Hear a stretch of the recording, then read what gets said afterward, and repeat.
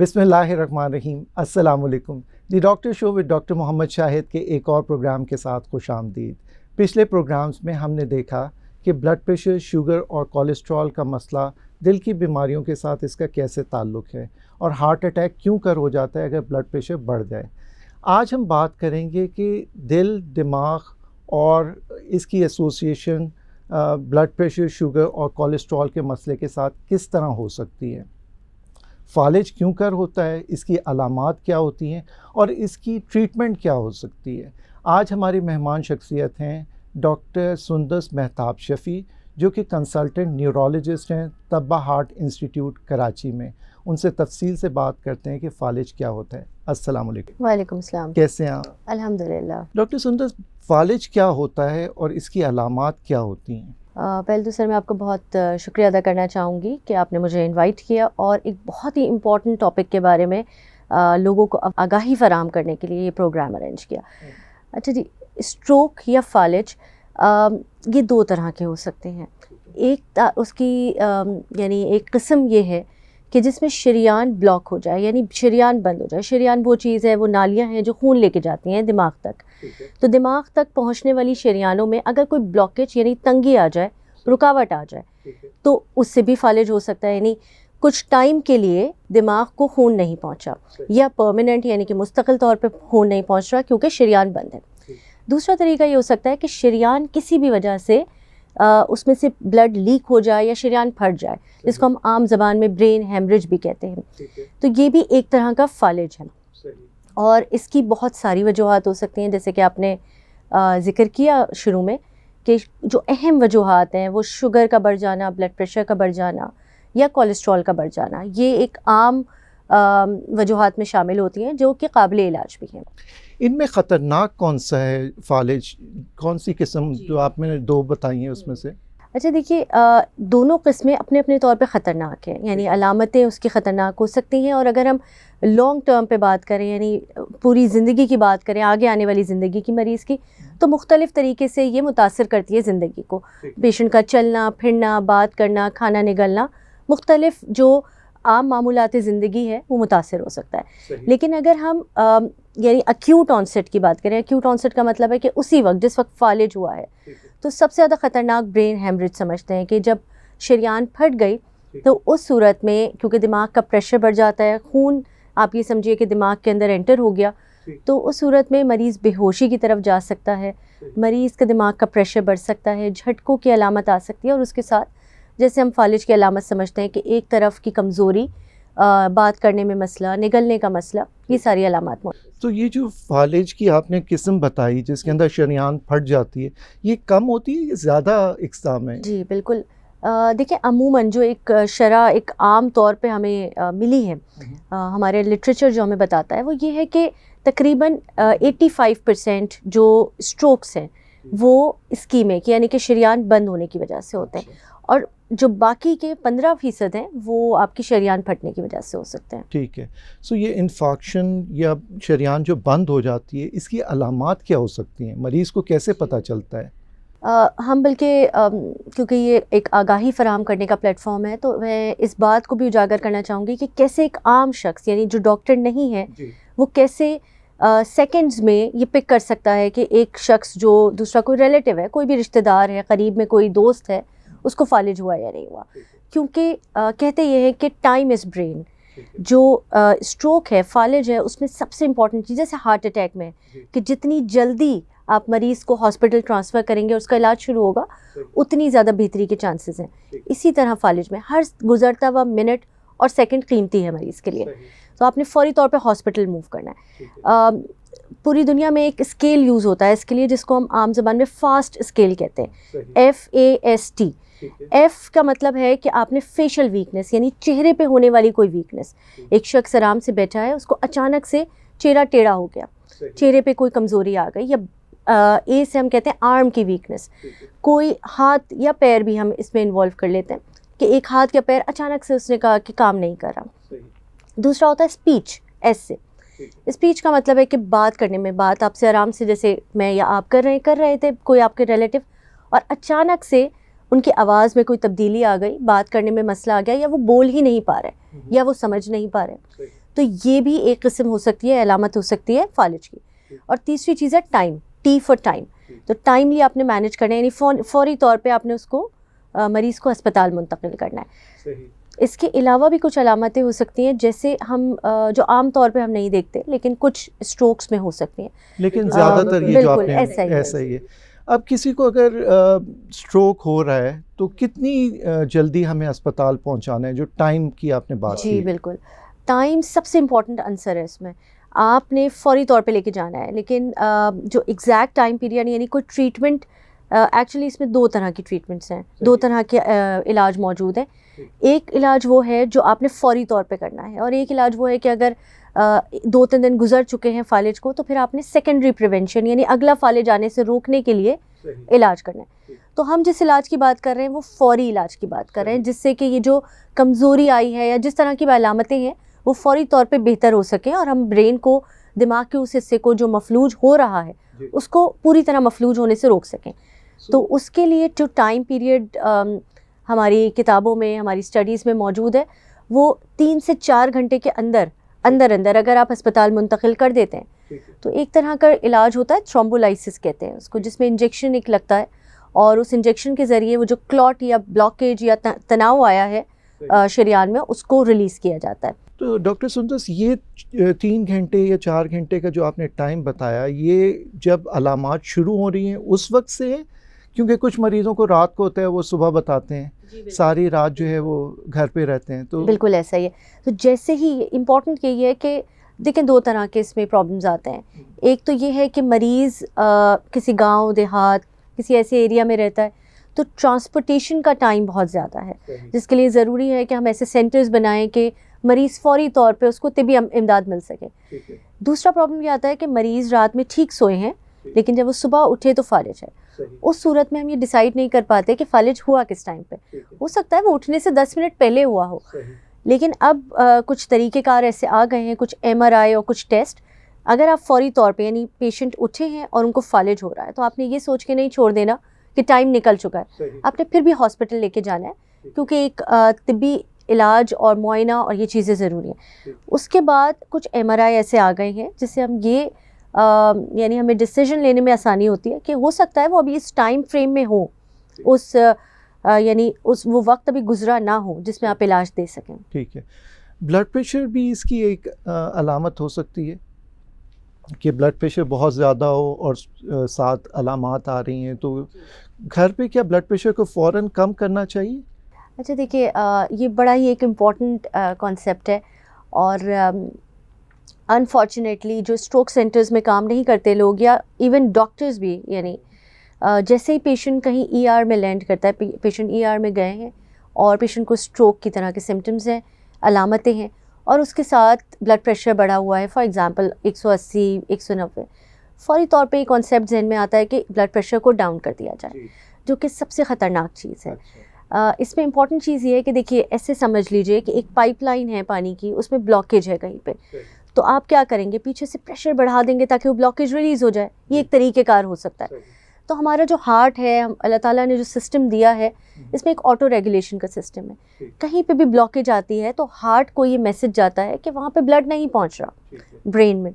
Heart कोशिश करता है कि ब्रेन को ब्लड पहुँचे जितना जा सकता है, और उसके लिए जब वो कोशिश कर रहा है तो उस सूरत में ब्लड प्रेशर बढ़ता है। यानी अमूमन ब्लड प्रेशर इसलिए बढ़ता है ताकि ब्रेन के कुछ खुलिये जो बच सकते हैं वो बचा लिए जाएं।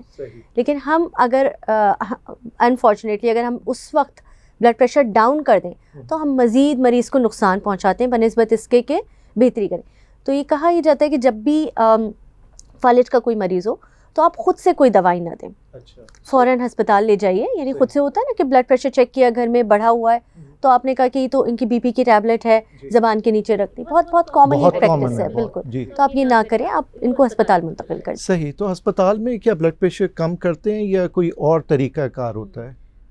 अमूमन इनिशियल जो शुरू के जो 24 घंटे हैं उसमें ब्लड प्रेशर अगर 220 से ऊपर नहीं है, ऊपर वाला सिस्टोलिक, और नीचे वाला जो है वो तकरीबन 110 तक हम रख सकते हैं। अगर उससे ऊपर है तो वो ख़तरनाक लेवल हो जाता है और उसको हमें थोड़ा सा कम करना पड़ता है। अगर इससे नीचे है ब्लड प्रेशर तो हम उसको 24 घंटे नहीं यानी उसको नीचे नहीं लाते। हाँ, एक उसकी एक यानी इंडिकेशन है उसको कम करने की कि अगर हम वो प्रोसीजर कर रहे हैं जो थ्रोम्बोलाइसिस है, जो मैंने पहले जिक्र किया था, जो हम इंजेक्शन दे रहे हैं, उसके लिए ब्लड प्रेशर थोड़ा नीचे करना ज़रूरी होता है।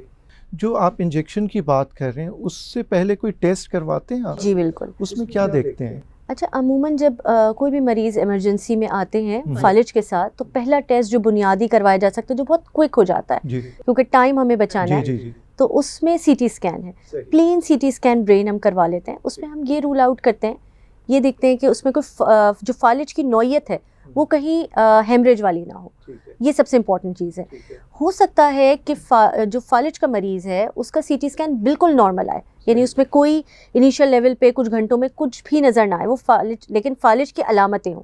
तो अगर डॉक्टर ने उसको लेबल कर दिया है कि ये फालिज है, ऑल्दो जो आपका सीटी स्कैन है वो नॉर्मल है, तो फिर भी ये फालिज ही होगा। ठीक है। दूसरे जो टेस्ट करवाए जाते हैं वो अमूमन हम कोई खून का टेस्ट नहीं करवाते, लेकिन कुछ मरीज़ जो ब्लड थिनिंग एजेंट्स, जो हम खून पतला करने वाली दवाई कहते हैं, अगर वो किसी वजह से ले रहे हैं, उसमें फिर एक INR का टेस्ट होता है जो करा लिया जाता है। या अगर वो 24 घंटे या 48 घंटे में ब्लड थिनिंग एजेंट ले चुके हैं, तो फिर ये कॉन्ट्राइंडिकेशन यानी मुमानियत है कि हम पे थ्रोम्बोलाइज नहीं कर सकते। तो फालिज से बच कैसे सकते हैं? कौन कौन सी बीमारियां हैं, ज़रा नाज़रीन को बताएं। सबसे इम्पोर्टेंट तो यही है, फालिज का बचाव। अच्छा, जब फालिज एक दफ़ा हो गया तो दूसरे फालिज से बचाओ। अमूमन मरीज़ कहते हैं कि जो हमें दवाइयाँ दी जा रही हैं, तो क्या हमारा ये फालिज ठीक हो जाएगा? लेकिन नहीं, वो फालिज तो अपने आप फिजियोथेरेपी से, रिहैब से और विद टाइम अल्लाह ताला ने हीलिंग प्रोसेस रखा है, उससे बेहतर हो जाएगा। लेकिन हमें अगला फालिज रोकना है। सबसे इम्पोर्टेंट है प्रिवेंशन। हमारा डॉक्टर साहब बदकिस्मती के साथ हमारा जो लाइफस्टाइल हो गया है वो बड़ा एक सेडेंट्री लाइफस्टाइल, कि हमारी जॉब्स ऐसी हो गई हैं, हम हर वक्त एक सोशल उस पे आ गए हैं, हमारी एक्टिविटी नहीं है, फ़िज़िकल एक्टिविटी नहीं है। तो फ़िज़िकल एक्टिविटी बहुत ज़रूरी है। रिकमेंडेशन ये है कि आप वॉक करें, एटलीस्ट हाफ आवर 30 मिनट्स की वॉक, ब्रिस्क वॉक कहते हैं उसको, एटलीस्ट 3 डेज़ अ वीक, यानी हफ्ते में 3 दिन कम अज़ कम आपने करना है। इसके अलावा स्मोकिंग एक इम्पॉर्टेंट इसमें एलिमेंट है। और फिर कुछ बीमारियां, जैसे जिन लोगों में ब्लड प्रेशर का बढ़ा होना, कोलेस्ट्रॉल का बढ़ा होना या ज़ियाबतीस का होना, ये सारे वो इंडिकेटर्स हैं जिसके लिए हमें एक तो उनकी मॉनिटरिंग बहुत ज़रूरी है कि हम अपने मॉलिज के साथ आप कांटेक्ट में रहें, कि वो हर कुछ अरसे के बाद टेस्ट और दवाओं पे नज़रसानी करते रहें कि वो आपके प्रॉपर चल रही हैं या नहीं। और दूसरा ये कि उसको कंट्रोल में रखना बहुत ज़रूरी है। खाने पीने के बारे में बताएं ज़रा, खुराक का कितना रोल है? खुराक का देखिए, अमूमन जैसे हमने जो बीमारियों की बात की, ज़ियाबतीस या शुगर या कोलेस्ट्रॉल या ब्लड प्रेशर, उसी के साथ खुराक का भी लिंक्ड है। जैसे चिकनी चीज़ें, फ़ास्ट फूड हमारा बहुत ज़्यादा इंटेक हो गया है, तो उसको हम थोड़ा सा कम कर लें अपनी ज़िंदगी में।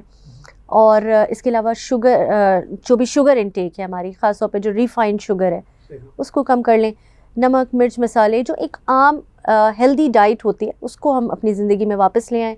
फलों का इस्तेमाल और ग्रीन वेजिटेबल्स, जो हरी सब्जियां हैं, उनका इस्तेमाल बढ़ा दें, तो इंशाल्लाह हम किसी हद तक बच सकते। डॉक्टर सुंदर, पहले देखते थे कि ये बीमारी जो फालिज की है, ये ओल्ड एज की बीमारी है, ये उम्र के उस हिस्से में होती है 60 के ऊपर। आप इस बारे में क्या कहेंगे? कोई चेंज नज़र आ रही है आपको? बिल्कुल सर, ये बहुत बड़ा चेंज है, ग्लोबल चेंज है।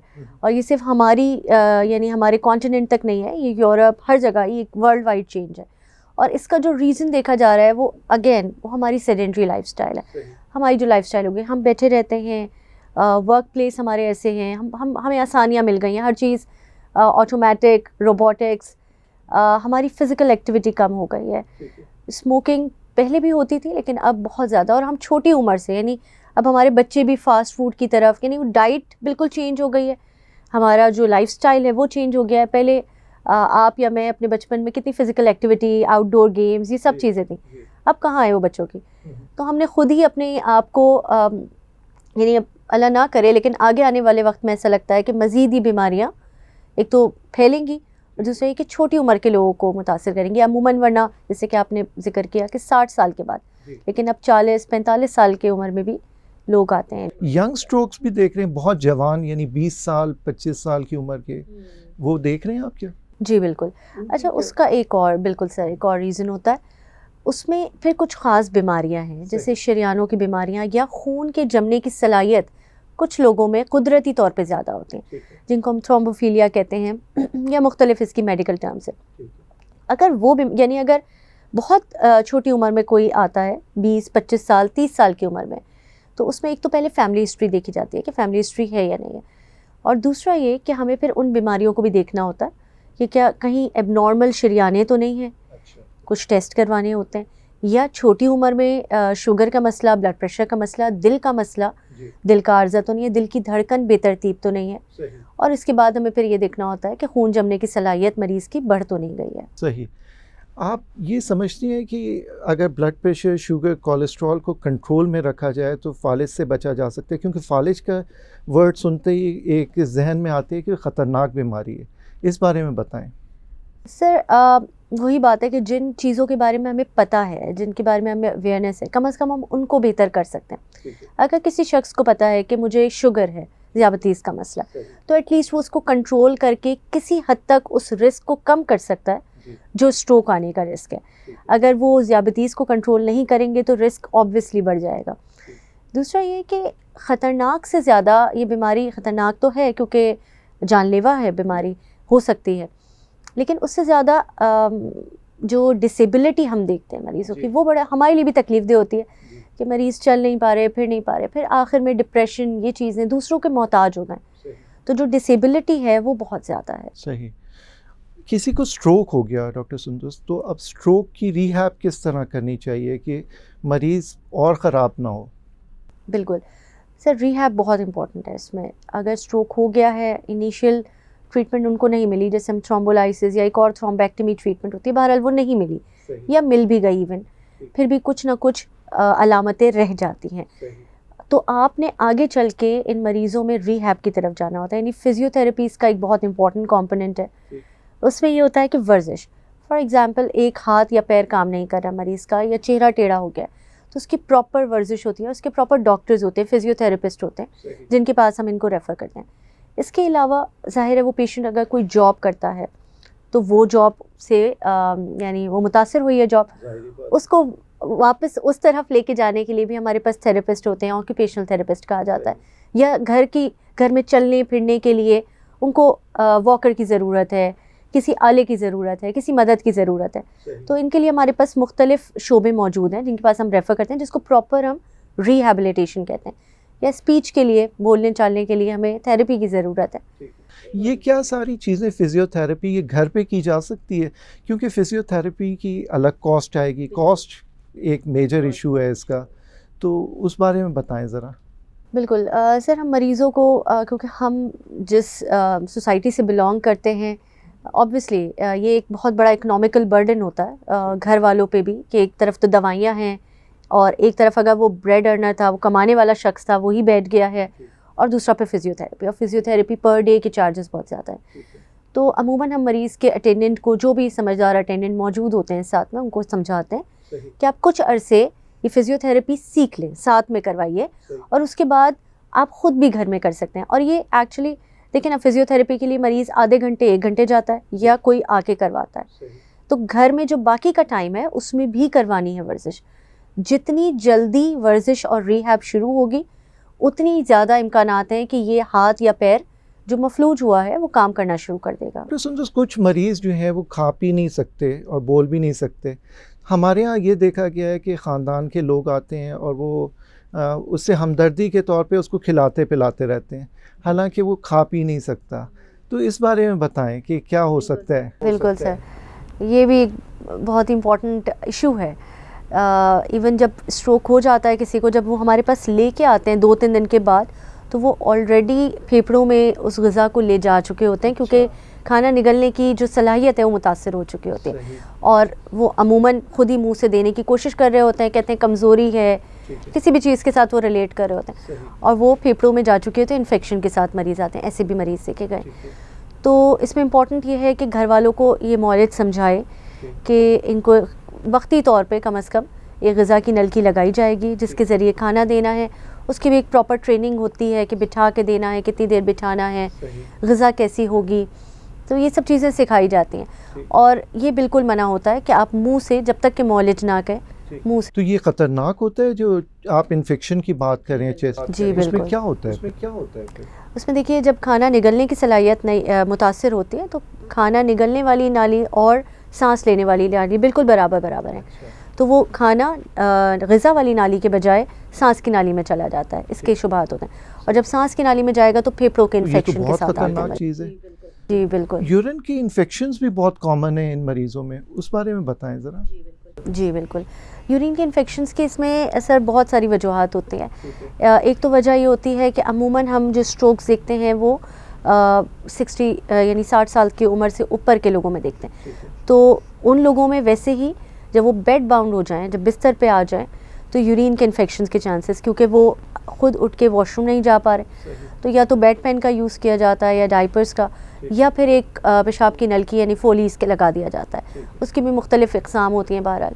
लेकिन जब वो लगा होता है तो ये सोर्स ऑफ इन्फेक्शन है, ये इन्फेक्शन का एक ज़रिया बन जाता है, क्योंकि मरीज़ अपनी जगह से मूव नहीं कर रहा, हिल नहीं रहा, उसी जगह पे है। सफाई का ख्याल और इन सब चीज़ों को बहुत ज़रूरी है कि ये सफाई का ख्याल रखें। ज़ख्म भी हो जाते हैं पीछे कमर पे, बिल्कुल बिल्कुल। कैसे रोका जा सकता है ऐसे? उसमें सर वही वाली बात है कि रिहैब हम इसीलिए इंश्योर करना चाहते हैं कि पेशेंट को मूव किया जाए। अगर आप किसी भी जगह पे चंद घंटे एक साथ बैठे रहेंगे और वो होगी जगह जिसमें हड्डी का प्रेशर आपके बेड के साथ या चेयर के साथ लगा हुआ है, जो सबसे ज़्यादा इंपॉर्टेंट होता है आपकी कमर का निचला हिस्सा, उसमें जो आपकी रीढ़ की हड्डी का निचला हिस्सा है और आपकी कूल्हों की हड्डी का हिस्सा है, वो आपके बेड के साथ बिल्कुल कांटेक्ट में रहता है। अगर आप मूव नहीं करते तो उधर का जो खून की सप्लाई है वो कम हो जाती है और उस सूरत में फिर वहाँ पे और ज़ख्म बन जाते हैं। और जाहिर है जब मरीज़ बिस्तर पे है, डाइपर यूज़ कर रहा है, तो वहाँ पे सफाई का ख्याल भी नहीं होता। अगर सफाई का ख्याल नहीं होगा और मरीज़ को आप करवट नहीं दिला रहे, मरीज़ को उठा बिठा नहीं रहे, उसकी पोजीशन चेंज नहीं कर रहे, तो उसमें बहुत ज़्यादा चांसेस होते हैं बेड सोर्स। ये जो दवाइयाँ हैं ब्लड प्रेशर, कोलेस्ट्रॉल, शुगर की, अगर स्ट्रोक हो जाए तो क्या सारी उम्र के लिए होती हैं ये दवाइयाँ, या ठीक हो जाए तो बस छोड़ देनी है? ये बड़ा ये भी एक बड़ा मसला है। नहीं, ये समझना ज़रूरी है कि जब एक दफ़ा किसी को फालिज हो गया तो अमूमन जब तक कि आपका मौलिज बंद ना करे किसी वजह से, ख़ास तौर पे एक दवाई जो ब्लड थिनिंग एजेंट होता है, यानी खून पतला करने की एक दवाई दी जाती है छोटी सी डोज़ में, वो आपने डेली लेनी है। इसके साथ कोलेस्ट्रॉल, कहते ये हैं कि स्ट्रोक में अगर कोलेस्ट्रॉल नहीं भी बहुत ज़्यादा बढ़ा हुआ तब भी कोलेस्ट्रॉल की दवाई हम सेकेंडरी प्रिवेंशन के लिए यानी अगले स्ट्रोक को बचाने के लिए देते हैं। तो ये तकरीबन ज़िंदा हयात लेनी होती है अनटिल एंड अनलेस कि आपका मौलिज आपको किसी वजह से इसको बंद कर दे।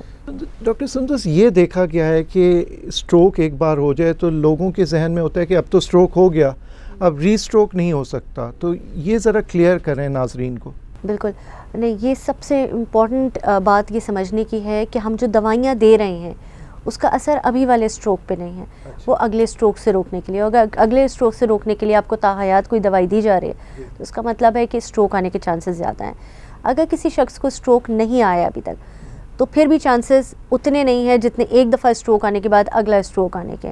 तो अगर अगले स्ट्रोक को रोकना है तो आपने अपनी जो भी बीमारियां साथ में चल रही हैं, जैसे शुगर, ब्लड प्रेशर की हमने बात की, उसको कंट्रोल में रखना है, अपने लाइफस्टाइल मॉडिफाई करना है और आपने जो दवाइयाँ दी जाएं उसको पाबंदी के साथ लेना है। डॉक्टर सुंदस, कुछ मरीज़ों का मुंह टेढ़ा हो जाता है और जिसको लकवा भी कहते हैं या बेल्स पैल्सी, इसको किस तरह आप डिफरेंशिएट करते हैं कि ये स्ट्रोक नहीं है बल्कि बेल्स पैल्सी है? बिल्कुल, अमूमन बेल्स पैल्सी एक समझिए कि वायरल इन्फेक्शन के बाद होने वाली, हम कहते हैं कि चेहरे की एक नस को मुतासिर करती है, ये फालिज नहीं होता अमूमन।